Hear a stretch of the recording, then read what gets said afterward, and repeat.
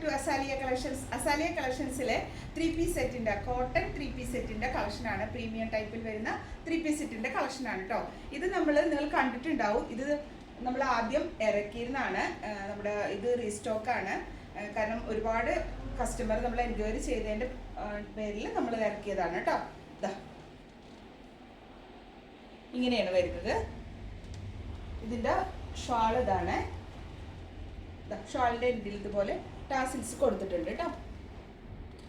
Full thread വർക്കാണ്. Pant വരുന്നത്